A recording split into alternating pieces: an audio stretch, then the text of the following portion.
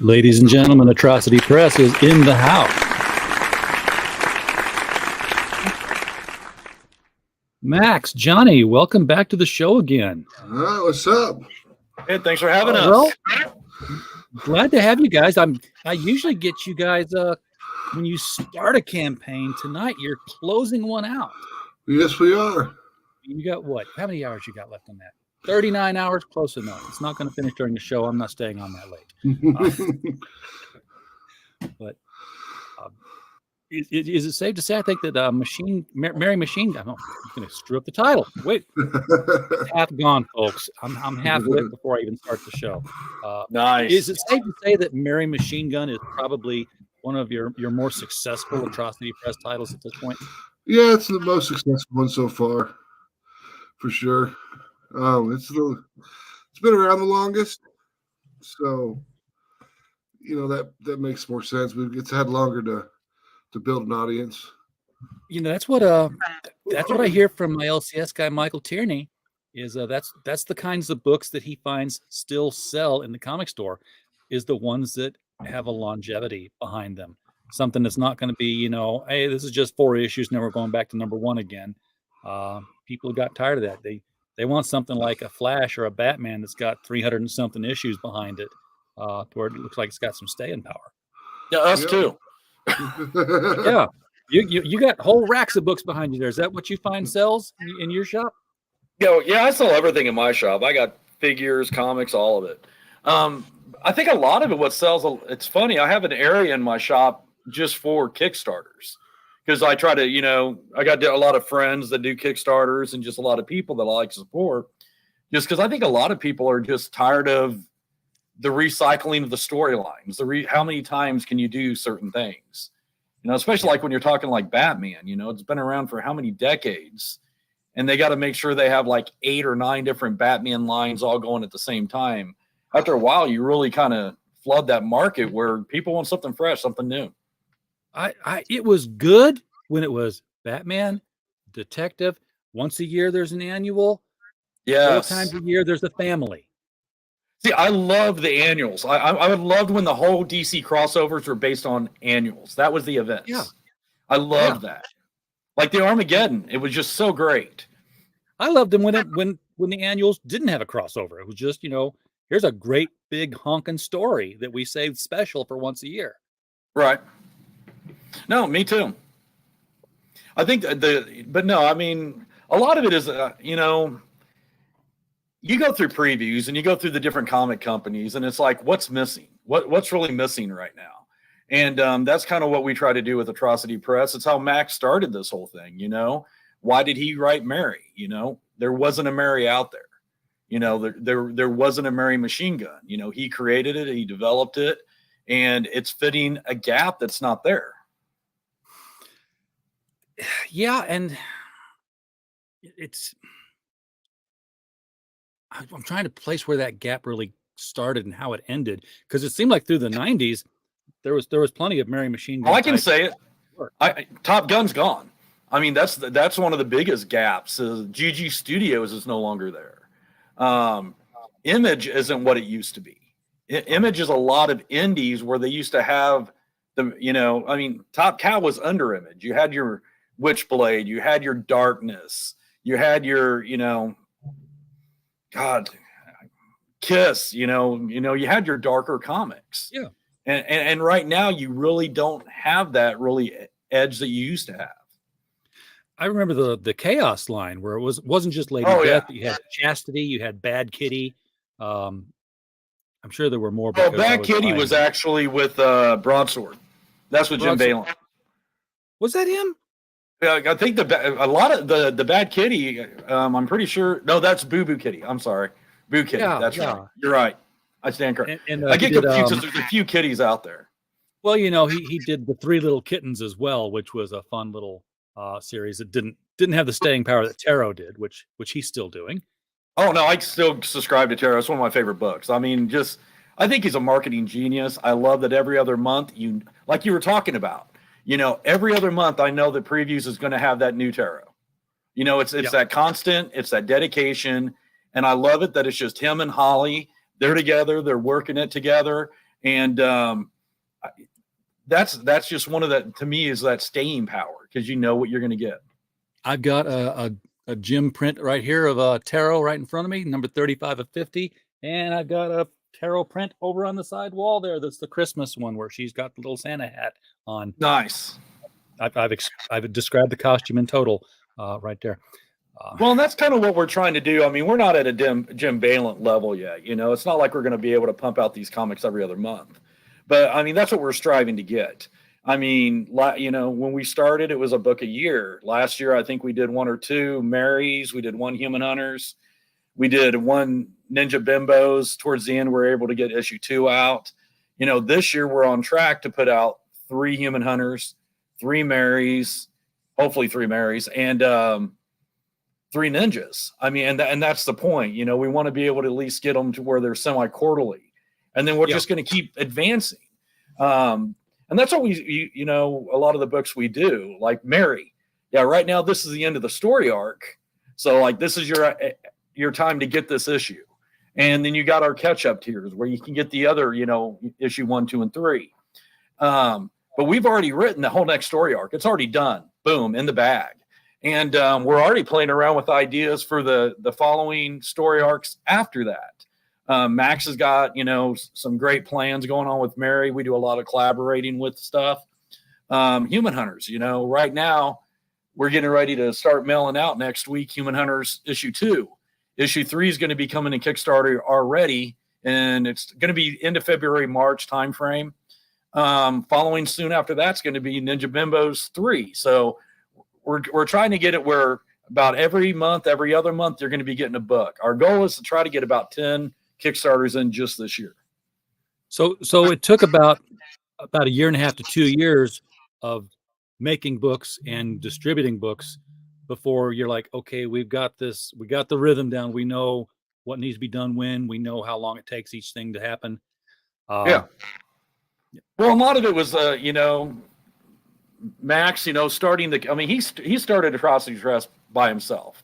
And we've talked about this in the past, and he came up with Mary Machinegun.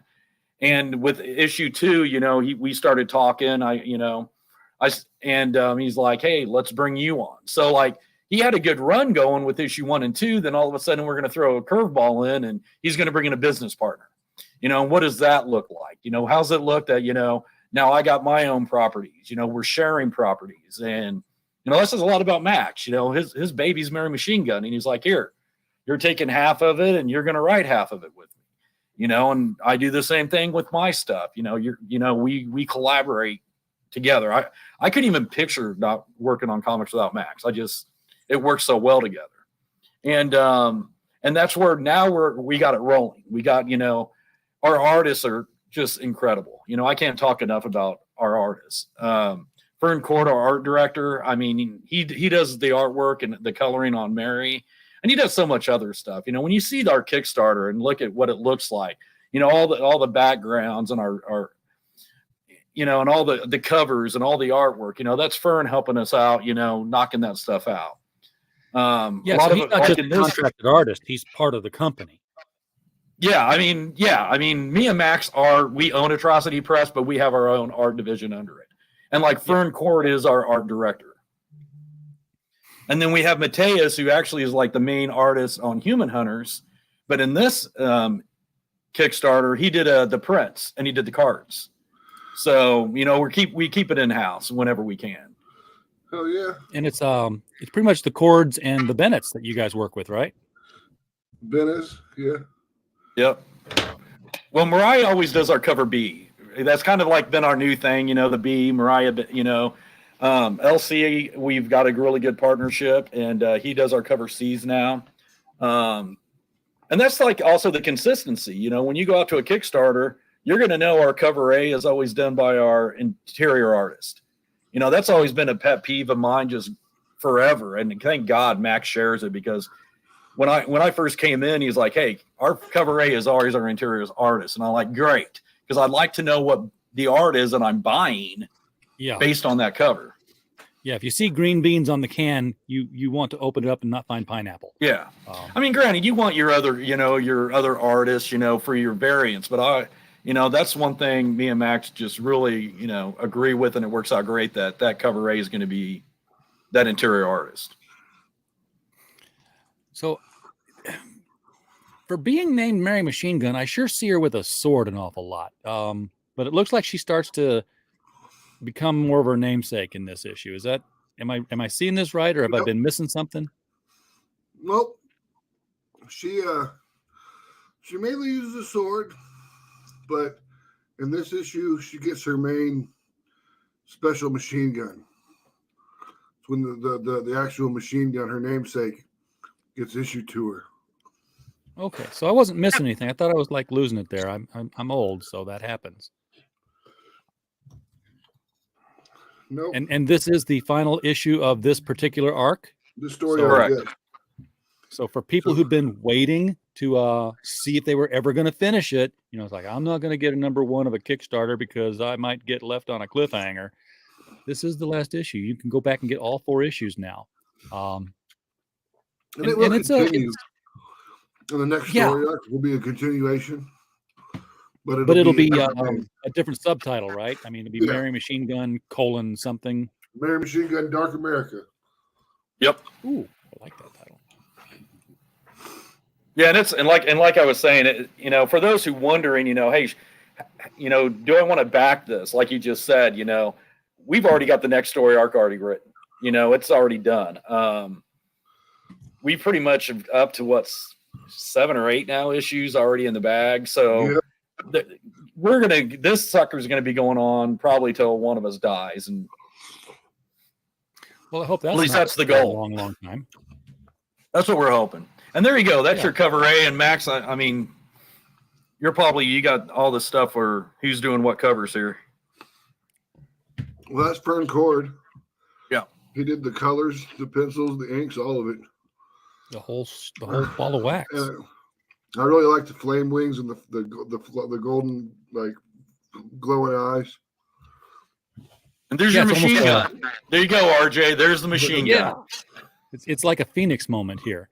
So, so if she's had to go this long to get the machine gun, this isn't like army surplus. This machine gun must be something or mean something. Hephaestus said, "Look what I've built. Take this." It's basically Herbiers and a Mjolnir. Okay. Shoots lightning bolts, bullets, all sorts of stuff. Universal caliber machine gun. Yep. It's called a variance rifle. Ass kicker. It's called a variance rifle. It can shoot 45s, 5.56, and 7.62 rounds. We got to ban that. Right away. The gun or the ass shot? Which one are you talking about now? Well, no. We shouldn't ban either one of them, actually. Okay. But yeah, this is quite a shot here. Yeah, Mariah Benez. Yeah. Mary's so if you're very getting happy mad to at see somebody that. objectifying a woman, it's a woman who drew it. So Exactly, and it's a woman objectifying a rifle. yes, yes, yeah. She's given that rifle a once over there. So, and apparently it's working because the rifle is upright and hard as steel. So Yeah, she's happy to see that rifle. She's happy to see that rifle. And I went there. Oh man, we salute you. Elsie, is that Freitas? Could be. Fritas, yeah. We call it Freitas. It all matter. It doesn't matter. That's the cover C. Mm-hmm. You guys don't I have love that cover C. With colors by B. Navarro. And I believe Fernando colored this one. That looks like his colors. I was going to say, I almost thought it was him drawing it until I looked up and saw Fabio Samao. No, Fabio Samao. That guy is great. Yeah, I love Fabio. He's working with Tom. You guys don't have any ugly covers. And, obviously the editor and everything say hire an ugly color or cover. But, you know what I mean. You see like 5 variants and they're not all even close to being the same style. You get, one's a chibi cover and one's a Steph cover. Let's say that. Yeah. They're wildly variant. These are all, realistically drawn. for superhero characters. Yeah, I tried to keep it pretty similar in the same vein of art style because we had 10 covers and I wanted to be kind of similar. Now, are these 10 covers that are like 5 covers and then the other version of the 5 covers? No, it's 10 individual covers. Oh, wow. That's like, oh, hey, hello, Kara. Yeah. So you went and did it finally. Yep, she did the cosplay cover. We got that took done. my advice. You got our first cosplay. You got our girl Kara on your cover there. That's nice. I'm not ashamed. Yeah, we ran into her at Planet Comic-Con in Kansas City. Yeah. And chatted with her and her husband for a while, and then we just kind of talked about it, and she was like, "Yeah, I'll do the cosplay." I'm like, "Sweet, let's do it." I knew she would be up for it, and her husband's putting her in another book right now. They're always got something on it. Now, she's also doing the prints here, huh? Yep, there's 3 prints that come with the cosplay cover when you buy the cosplay cover, and these are the 3 prints. So how much of this is photoshopped and how much of it is her posing? I mean, that sword looks like it's cutting her ass right now. Yeah, I don't know how much of it's photoshopped. This one doesn't look too photoshopped. It almost became the cover. Yeah, we don't want to know about the magic. We'll let them, we'll keep the curtain closed. Oh, this one's a nice one too. Yeah. Yeah. Too bad she didn't have a machine gun.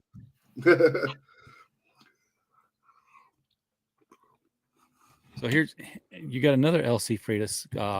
Is that a cover or is that a pinup now? No, that's a cover. Another cover. Okay. More covers. Then the But not these safe are the for work ones cover. with the That's not not safe safe for or work cover. yeah.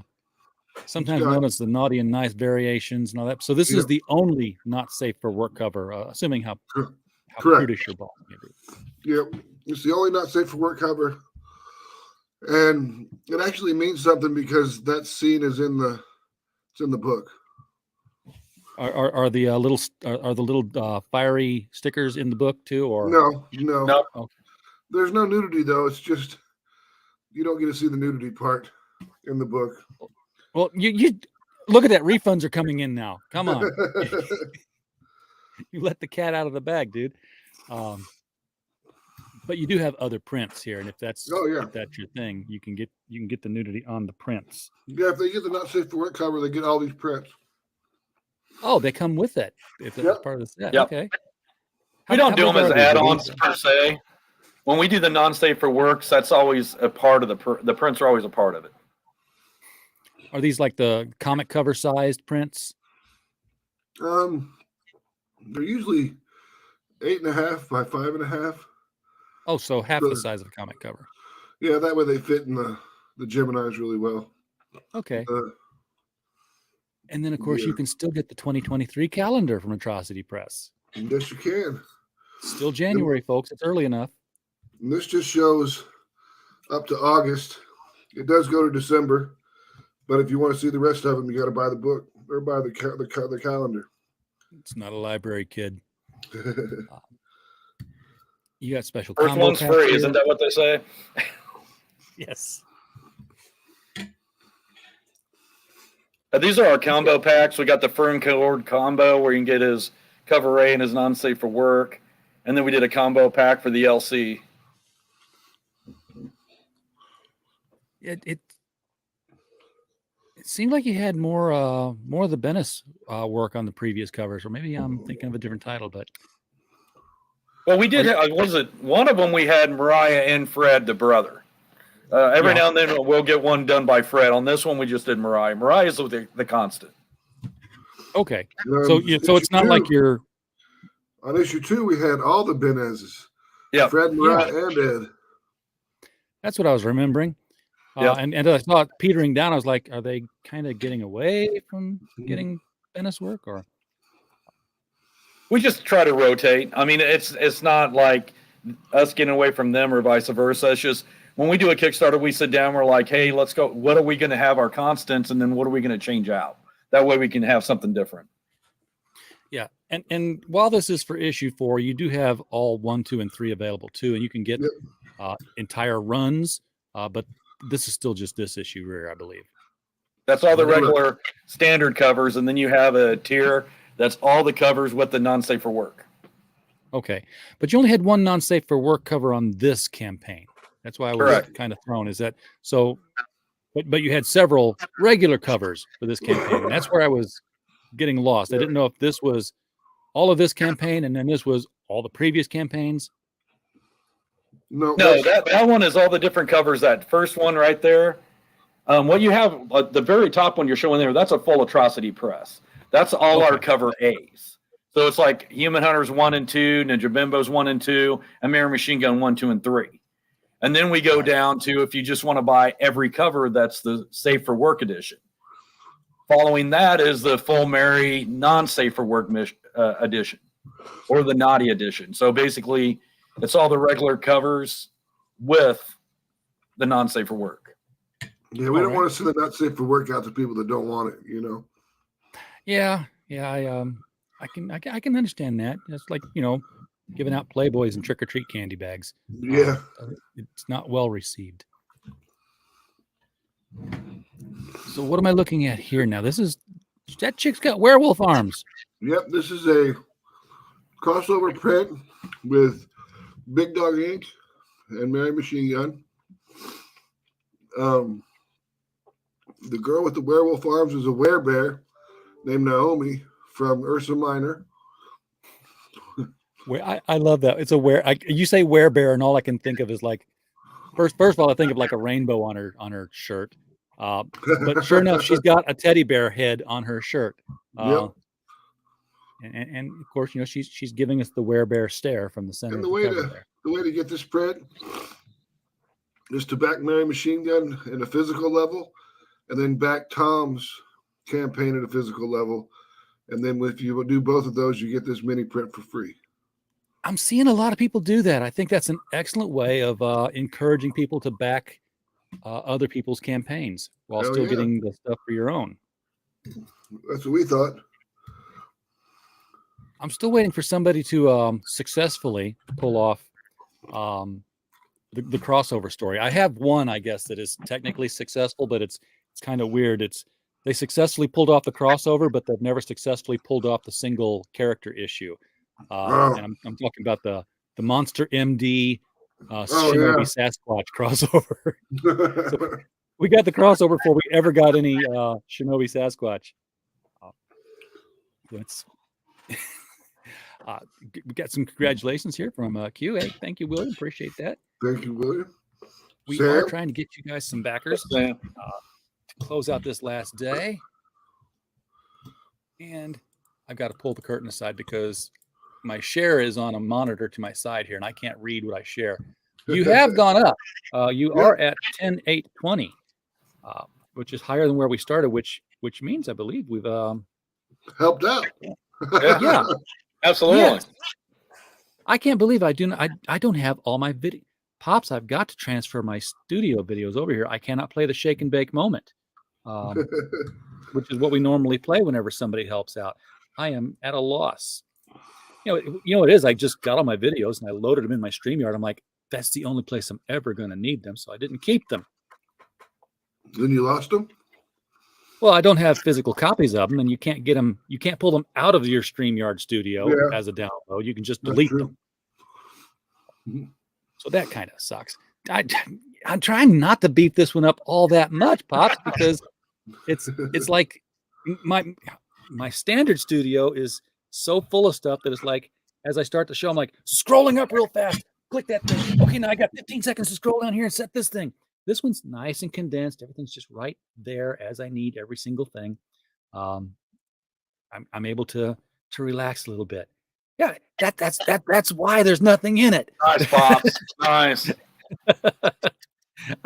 I'm keeping that Spartan as possible, so it runs smoother. Yeah, that would be great if it was 12K or 13K this time. I mean, you know, It's about to break 11 right now. Let's see that happen tonight. That would be fantastic. Oh, absolutely. In fact, I haven't looked at the pricing on the tiers yet. So let me take a peek at some of this stuff. What are we charging for these books? $15 for a physical copy? Yep. Have you guys been paying attention to what things crowdfund for? Usually 20, $25. Yep. I know. Do you guys want to make money? Yeah, but we do. But I also want to get the books out to as many people as possible. Yeah. I mean, This is the backer number. exceedingly important. The backer number is more important to me than the money number.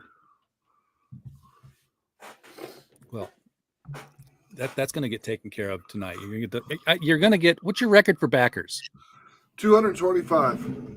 Yep. Okay, so we got 218 backers. We need 7 more to tie it, 8 more to pass it. Yep. You haven't beat it yet.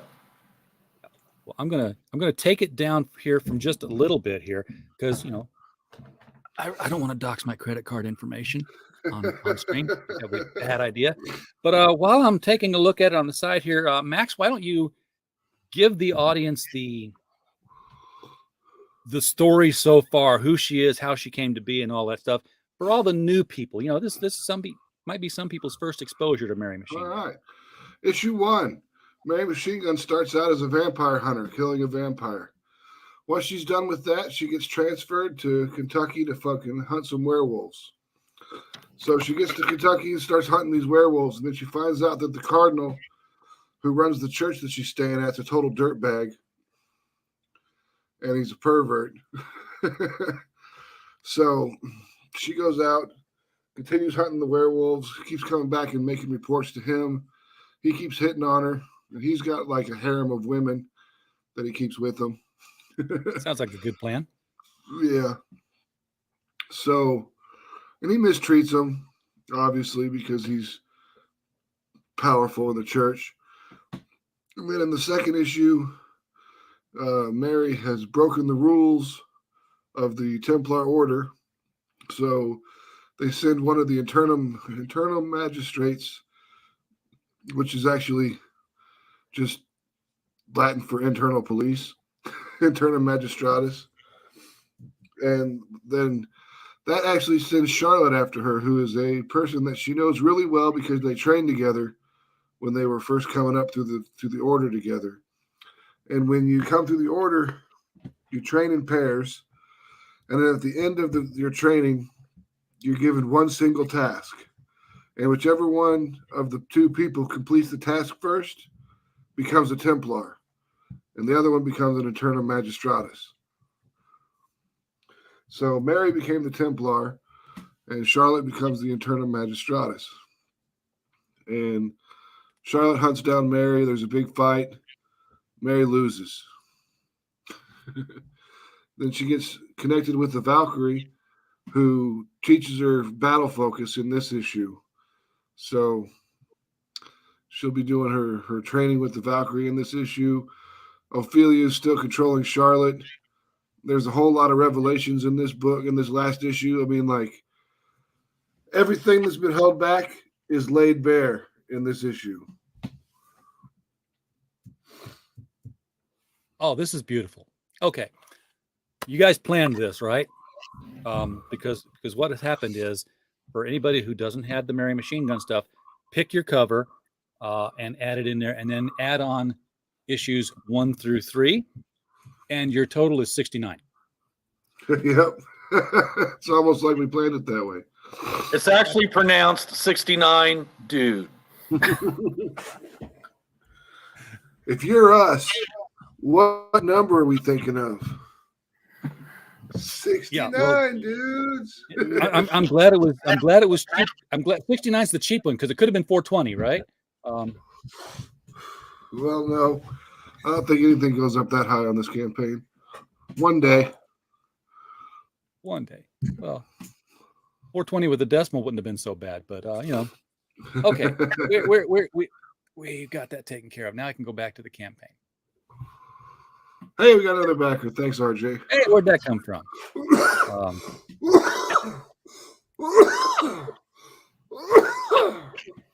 So it's good.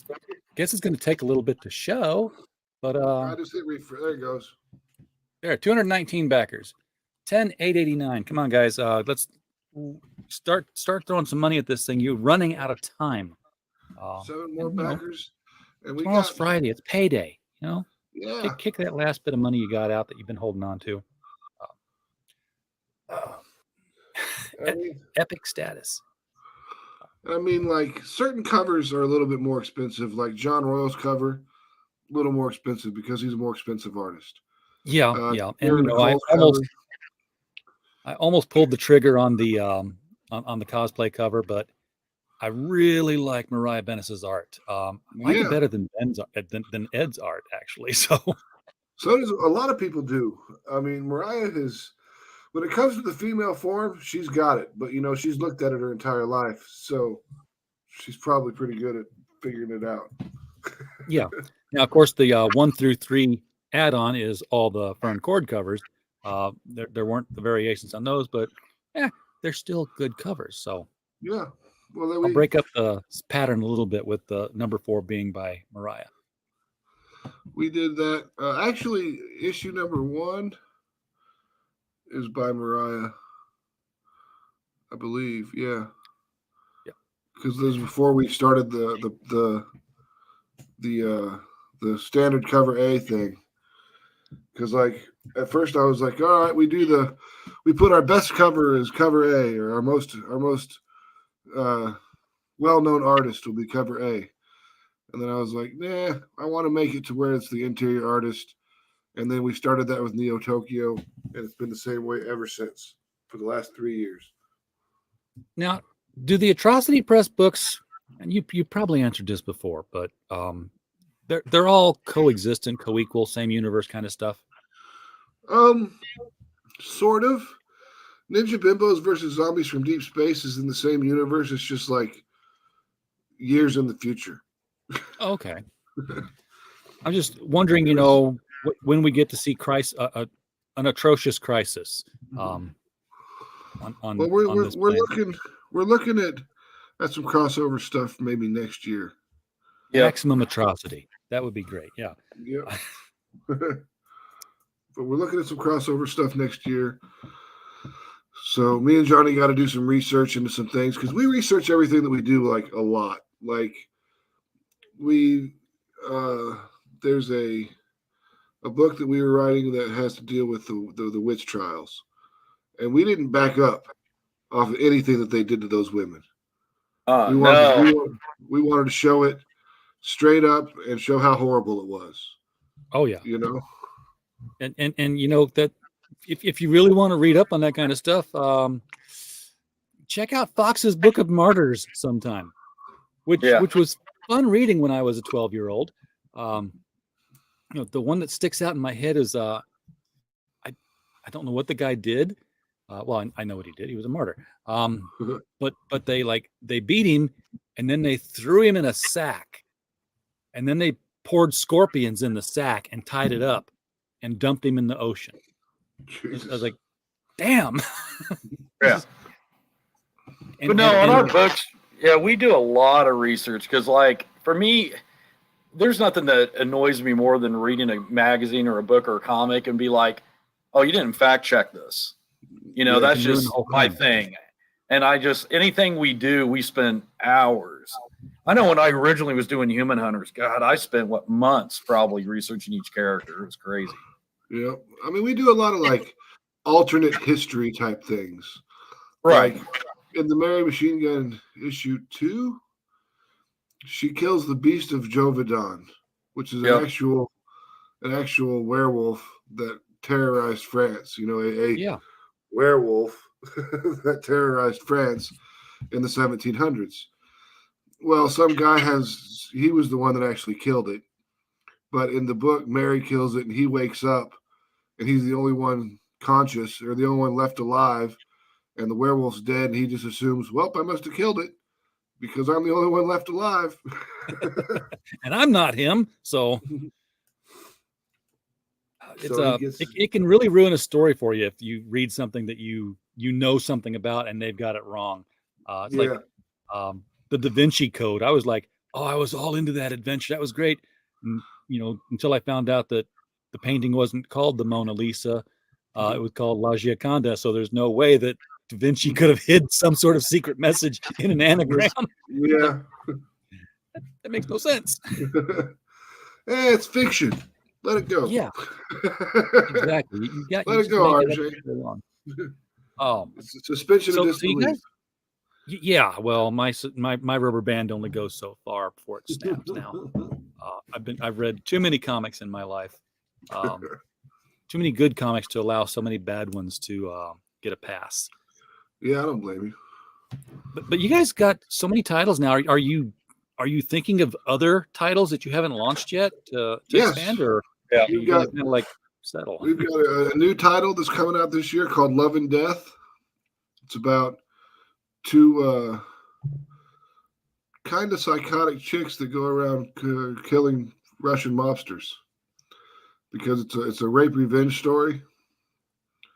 Oh, okay. Kind of like I Spit on Your Grave, but with the Russian mafia. I can dig that. So that's pretty cool. I'm excited about that. We've got Mary Machinegun Dark America coming out later this year. I think that's it for new stuff this year. The rest of the year is just rotating through Human Hunters and Ninja Bimbos and Mary Machinegun. Yeah, Max and I each got a different book that we're in the very early stages for next year. Now, you pass these books around to different artists, though, right? I mean, Fernando's not doing all of the titles, right? No, he does Mary Machinegun. Mateus does Human Hunters, and Francisco Cordero, which is Fern's brother, he does Ninja Bimbos now. It used to be Alexander Ramos. Adam Ramos. Alexander Santana. He used to do the Ninja Bimbos versus Zombies from Deep Space, but he left the company, so we had to switch out artists halfway through a book, and that was super fun. We had to start over again. Yeah, but that gives you that sort of parallel production where you don't have to wait so long between issues of a single title. We've always got everything going because the machine is running and oiled to where it's like a book comes out, we kickstart it, and the next book comes out the next month, we kickstart it, the next book comes out the next month, we kickstart it, and it should kind of march on like that. That's the plan. And what's the delivery on these? You're not wasting any time on these. I mean, this thing's going to finish off tomorrow, and you're going to deliver it in April. That's just a couple of months away here. It only takes us about 2 days to do a fulfillment when we actually sit down to pack all the packages up and everything. Yep. So it's totally doable. We've done it numerous times before. We're a little bit slow behind with the Human Hunters 2, but that's just been printing problems and the holidays.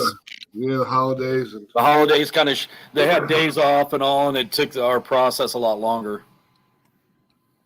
Yeah, well, Max, you're an IT guy like me. You work with databases and stuff. Yeah.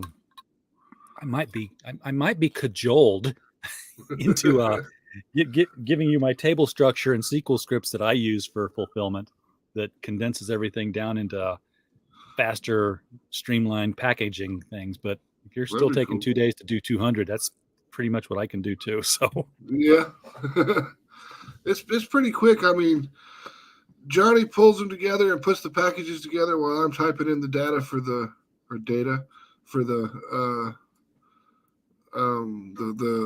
mailing information. I do the data entry, and he does the pulling and putting together the boxes. And by the time he's done putting the box together, I'm printing the label. We slap it together and throw it in the box and move on to the next one. Okay, we need to talk after the show, Max. The fact that you're doing data entry already tells me that I can help you out. There should be no data entry at all. So how far out do you see the future of Mary Machine Gun? Is there a series finale that's in your head, or is this just like this character is going to go from adventure to adventure to adventure, like Indiana Jones or James Bond? Pretty much just like Indiana Jones or James Bond until people get sick of it or I get tired of it. One of the two, you know. And I don't think I'll get tired of it. So everyone will have to. Everyone quits buying it. We quit making it. That's pretty much the way it's gonna be. That's economics, you know. As long as people buy, you keep making, you keep selling. Now you know. And we've got plenty of stories. Don't get me wrong. I mean, like it was originally a sister Mary Machine Gun because she was working with the Catholic Church, and then I decided to drop the sister part because it restricted the stories I could tell with the character. Because it'd be hard to use the Catholic Church if she's going into some sort of Muslim country to fight a genie or something, you know. But, you know, you say that, and now I'm wondering, was there a crossover print with Sister Mercy, or am I? There was. You're right. Okay, thought there was. Yeah, we did the crossover print with Sister Mercy a couple issues ago. Okay, because I was thinking that would be another indie character that she might actually work well with for some sort of a crossover story. Yeah, but for sure. Me and Corey have been in talks about it a couple times, but he's busy finishing his story arc now, and we were finishing ours, so we'll revisit it in the future for sure. The thing about crossovers, they're best done when you ignore the stories going on in each other's books. Yeah, but we just had to get everything done. We wanted to finish our own storylines, but I mean, because it would be just a one shot if it was a crossover. Okay, so outside of canon, one shot, just here's a cool story with two of our characters doing something. Okay, so here's a nuts and bolts question, because everybody's like, you know, trying to get in on this crowdfunding game. If they like comics, like I'm going to crowdfund a comic, and then, you know, 2, 3, 4 years later, you know, shit might happen, might not. What is the time commitment that you guys put in for writing as the writer, as the production person? How is the layout of your day set up so that you can time manage this project, each project? Well, me and Johnny write usually a couple days a week when we're actually when we're in the writing phase of the year, because we try to get everything written for the year as soon as possible. That way we know what the scripts, we know where everything's going, we know what we need to do, and when we write from like 3 o'clock in the morning until like 9 o'clock in the morning. Best hours to write. Yeah, because usually kind of what our method is we start off with like an outline. This is what we want to happen. Like overall, we have like a loose outline in our heads that we'll talk back and forth through for like what we want to do for the story arc. And then we'll like say for this issue, let's write down and we'll do an outline. And then what we do is, okay, we're going to broaden this out. This part's going to be 4 pages. This will be 5. If there's going to be a fight scene, it's 3 pages. And at that point, when we sit down to write it, it's kind of already alive. It's already there. It's like we've already talked it out to where we're just kind of going back and forth on how it's going to flow.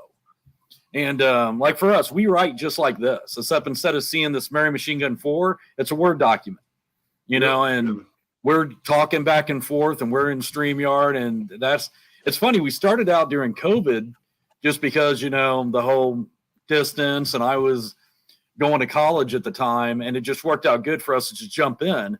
But it's worked out so well, even now that we hang out, we still write the same way. It's just, it works for us. So do you guys have a Miro board or a physical whiteboard with like sticky notes all over the place that, you know, highlight milestone events? I used to have a Kanban board that I used to keep track of everything because I've been trained to use Agile. So I had a Kanban board. I could tell when you said it was a Kanban board. I'm like, oh, you got red cards and green cards and yellow cards. Yeah. And we used to do all that. Product management at its best, right, Max? Yeah. But we kind of pulled away from that and just kind of. Johnny runs Human Hunters. I run Mary Machinegun, and we together run Ninja Bimbos. So it's delegation of authority. Yeah, That's but by the same token, I mean, like with Human Hunters, yeah, it's my book and all. But when we're writing and we're brainstorming ideas, Max is like, "Hey, what about this? What about that?" You know, and vice versa. Max is really open, like, "Hey, why don't we do this?" You know. So it's not like a live or die type deal. Yeah. No. I mean, when it comes to project management, that's what I'm talking about. Like Johnny project manages Human Hunters. I project manage Mary Machinegun. We write them together. Oh, granted. So yeah, co-writing and having a partner to bounce stuff off of is important because we can edit ourselves. I would love to see one of these writing sessions online, because I'm like, is it a sort of thing like, it's like, hey, what if she did this? Yeah, let's write that down. She does this. Or is it more of a role play kind of thing where you just like, throw the dialogue back and forth, you throw something, see what he says back, and then you just like collect it all up and say, yeah, that was good. Let's just use that. Well, I don't know. It's weird. It's a little bit of both, because we'll start out and we'll be like, what should she be doing now? And then we type out what she's doing. And then we get to the dialogue, and then we start reading off dialogue back and forth to each other until we come up with like the perfect dialogue sentence. And then we lay that down. Then we put the sound effects in, and then we move on to the next panel. We write out what she's doing, and then we write out all the different dialogues that we could possibly use and choose the best one. Yeah. And then still it doesn't matter, because by the end of it, we go away from it for like a month and then go back and look at it again and read through it. And we'd be like, man, this sounds stupid. What were we thinking? Yeah, that's when you can find. That's when and that's the plus. Stuff. Yeah, that's the plus of us having most of the stuff done like 6 months to a year in advance, because we'll go back a month later, like Max said. But then when we're getting ready to send it to the artwork, we've been away from it for 8 months. We're already on, in some cases, we're on a whole different story arc. Mm-hmm. And we'll go back again and read it one more time. And then there's also a final step that we'll usually proofread it another time before it goes to our letterer, just to make sure there's no spelling, or maybe we want to change a little wording, because we have a lot of check and balances just between us. And we've got an approval system to where Johnny has to approve it, I have to approve it, and Fernando has to approve it for everything to be check done. And balances. And once it's all approved, it moves forward. It's got to be unanimous. So the three layer checks and balances on each other. That's cool. Yep. And it has to be unanimous. Yeah. And dialogue is difficult, because there's this fine line between writing somebody the way that people talk, but the way that people talk isn't the dialogue that people want to read. I love dialogue. See, that's my funnest part of the book, is the dialogue. I dig that. I'm a big old school Josh Whedon fan. Max has it's funny because we'll get writing. He's like, dude, it's a comic, not a book. Because he'll give me crap a lot about, because a lot of times it's like it just flows. And I think a lot of it also is me and Max's background. I work in the movie industry writing scripts and working on movies. And so Max worked in the with movies and all in the past. So it's like it goes back to like when we're writing, I see everything in my head as a movie. And we've talked that me and Max, our goal, I'd love for our books to get picked up for movies. I would love that with our background. But of course we're going to produce it and we're going to have final say in it. We're not going to look, but that's one of those things, that's our goal. The goal is to put the books around the world. And then the next step, is, hey, if we can maybe someday be successful and make a movie out of these, I'd love to do that. And I was talking with earlier this week about how, everybody talks about the comic book now being a Netflix pitch and all that. But the one good thing about Netflix is that it allows for this long form storytelling in episodic format. Where, you couldn't maybe take. Yeah. I mean, even Amazon with The Boys, they're doing really well taking the book and making it into a great show. And really, trying things out that's never been really done before. It's pretty raw. You watch The Boys and it's like, wow, that's on TV. Okay. Yeah. And you see things like, graphic novels like Watchmen that get converted into a movie, and like, oh man, wow, they had to kill so much to fit it in 2 hours. Whereas if they'd have said, hey, here's issue 1, here's an hour on a Monday night. Here's issue 2, here's the next Monday night, an hour. You'd have got so much more out of it. Well, I think they're even, the culture's changing, because before it's like, I just read today, Marvel's up for an Academy Award for acting. Who would have thought a superhero movie's finally going to be getting recognized? You see these big name actors who 15 years ago would have never been caught dead on a TV show. It was beneath them. But now it's changed. Oh, being on a TV show is just as important as doing the movies. And in some cases, even more. People, the whole culture has really made a kind of a change in that, where it's acting as an ability, not just where you're at. Oh, thank you. Yeah, that's true. Heath Ledger. Yeah, people are coming around to accepting the superhero movie as something legitimate. Just about the time we're all getting tired of superhero movies.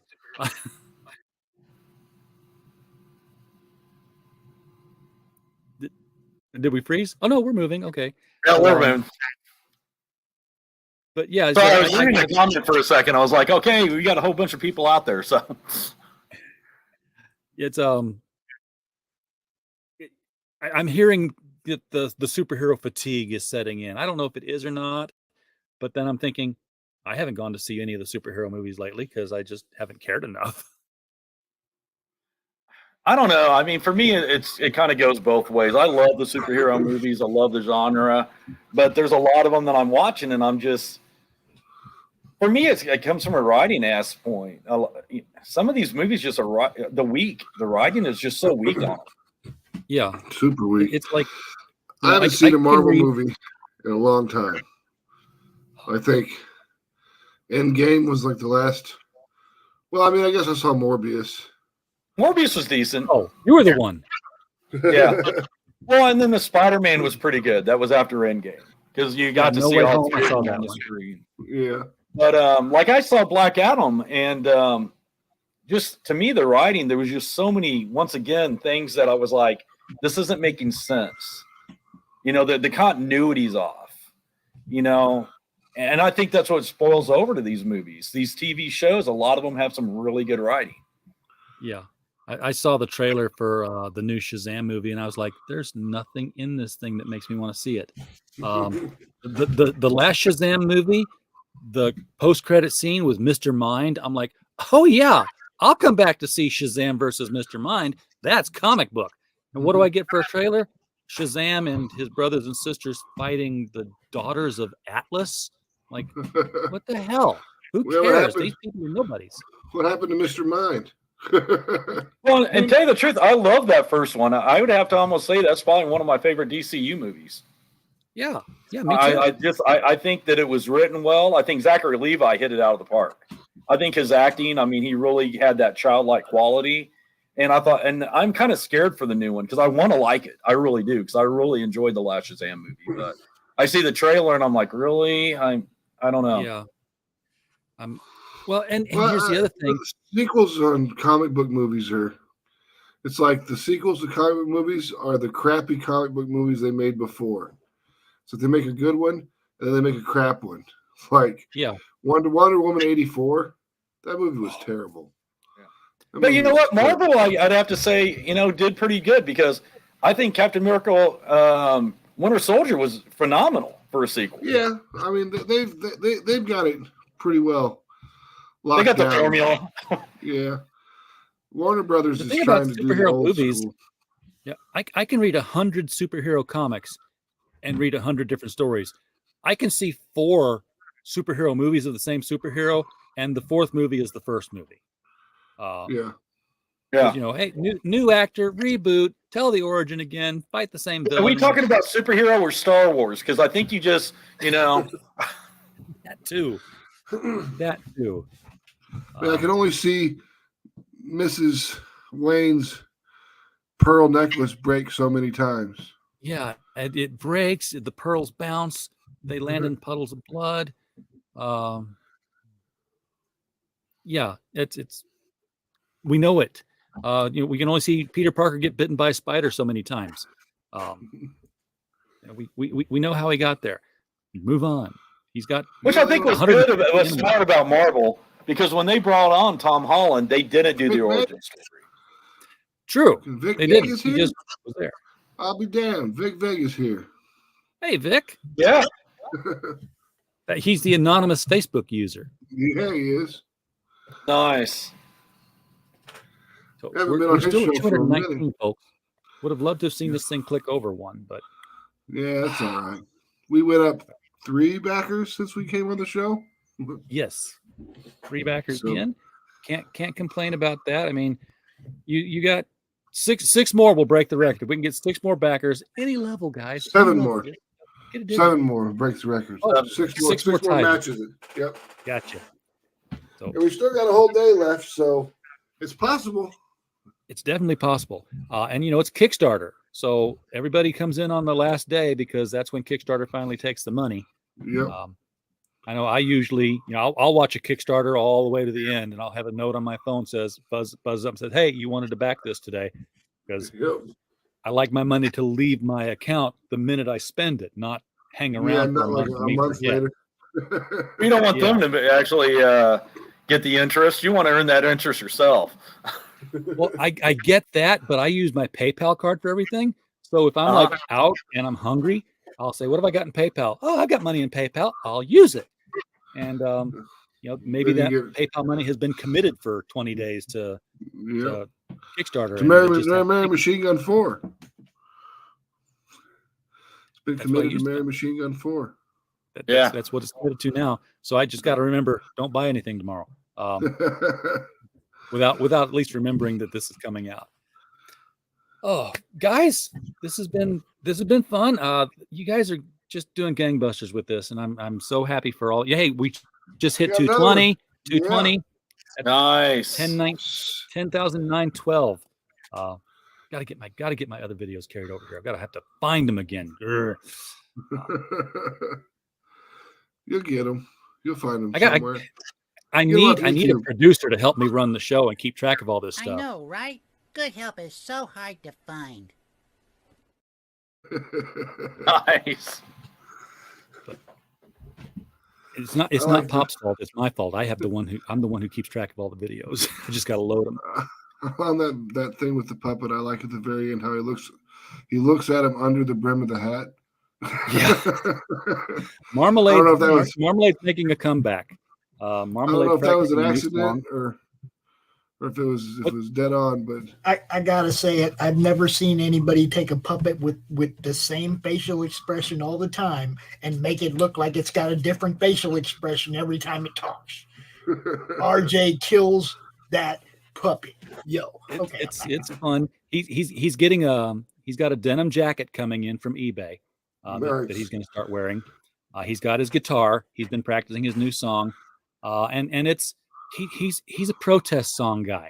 So it's he's doing a Weird Al thing on Neil Young's Immigration Man, and it's all about tabletop games nice. and Dungeons and Dragons and 20-sided die, and it's basically a warning to folks to don't let in the imitation fans. All right. Vic Vega's the backer. Woohoo! Way to go, Yeah, Vic. thank you, Vic. So yeah, that's 6 more backers, half a dozen guys. 6 backers is cheaper than 6 eggs right now. You can get this done. Yeah. No kidding. That's the one I picked. Yeah. That's the one I That's picked. what- Cover B. And then I threw on 1 through 3 just to round it out because I wanted to read the whole thing in one shot now that I can. Yeah. Hang around after the show, guys. I want to talk to you both about something Okay. different for each one of you guys. And everybody in the chat, thank you so much for being here tonight. We don't have a show without you. So we're just a yeah. podcast falling in the woods otherwise. And as always, while you're here, We just hope you had a blast. Good night.